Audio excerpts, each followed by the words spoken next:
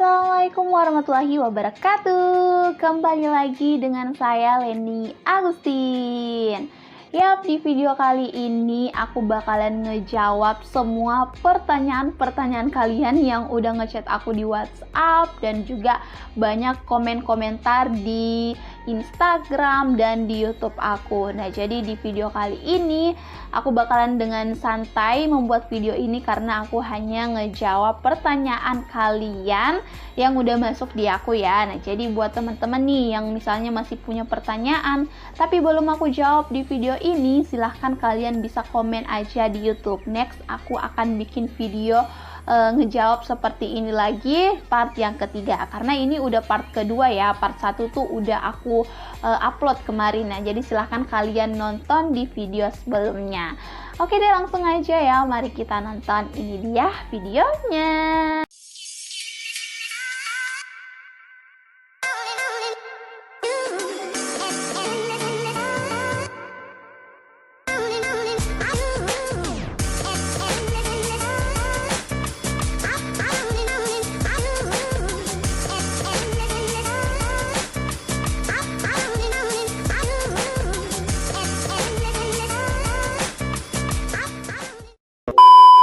Oke guys, jadi langsung aja ya. Di sini udah aku rangkum atau catat pertanyaan-pertanyaan kalian yang masuk, entah itu di DM Instagram atau di WhatsApp atau di kolom komentar YouTube.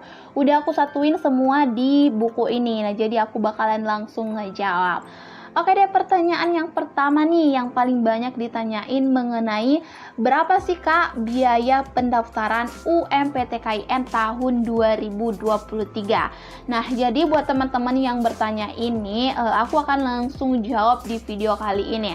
Nah, seperti yang kalian lihat atau mungkin ada beberapa dari kalian yang udah daftar UMPTKIN, kemarin juga aku udah posting video tutorial pendaftaran UMPTKIN. Nah, di sana udah kelihatan juga ya berapa biaya pendaftarannya. Nah, jadi biaya pendaftaran untuk UMPTKIN yaitu sebesar Rp200.000. Nah, ternyata untuk biaya pendaftarannya ini masih sama aja nih dengan tahun kemarin, tahun 2022, 2021, 2020 dan kemarinnya lagi itu sama aja kok, biayanya Rp200.000. Nah, tapi ini di luar dari tanggungan biaya yang misalnya antar bank gitu ya. Misalnya nih kalian mau bayar bank lain. Nah, biasanya tuh itu kan ada nominal biaya admin atau gimana gitu ya. Misalnya kayak 2.000 lah, 1.000 lah. Nah, itu di luar dari itu ya. Tapi untuk biaya pendaftaran UMPTKIN itu tetap jelas sebesar Rp200.000.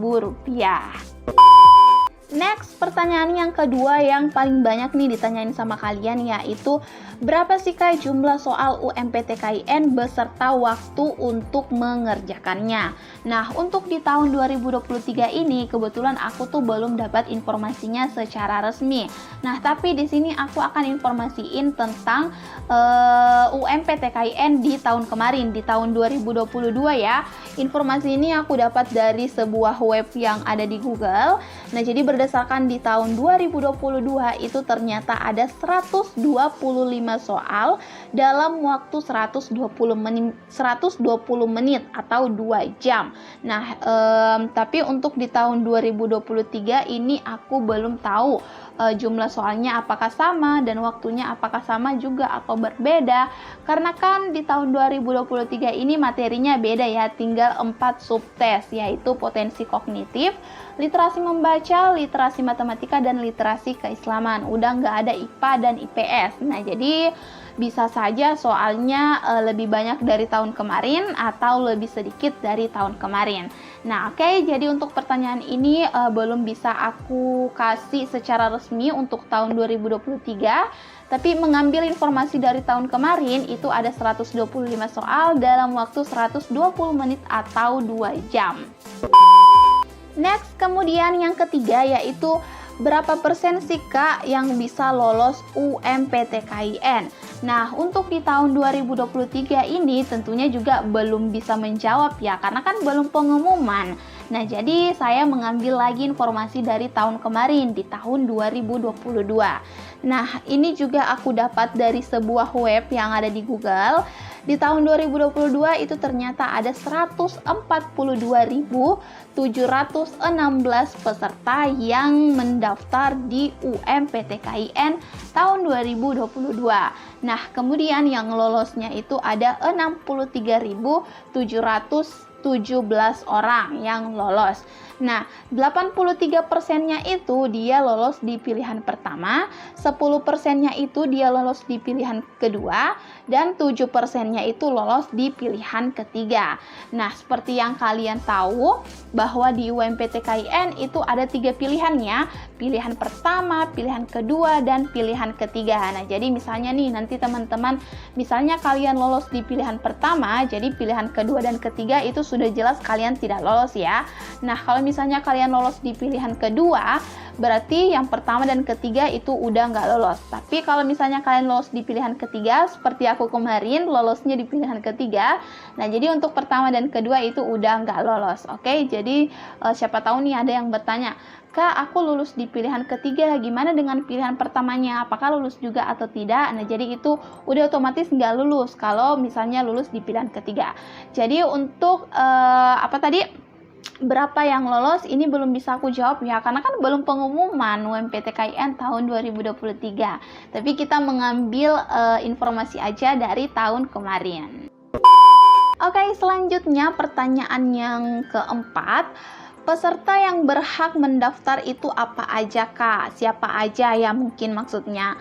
Oke, nah jadi untuk peserta yang bisa mendaftar UMPTKIN yaitu peserta MA, SMA, atau SMK, atau sederajat itu kalian bisa daftar UMPTKIN dengan syarat hanya 3 tahun lulusan terakhir.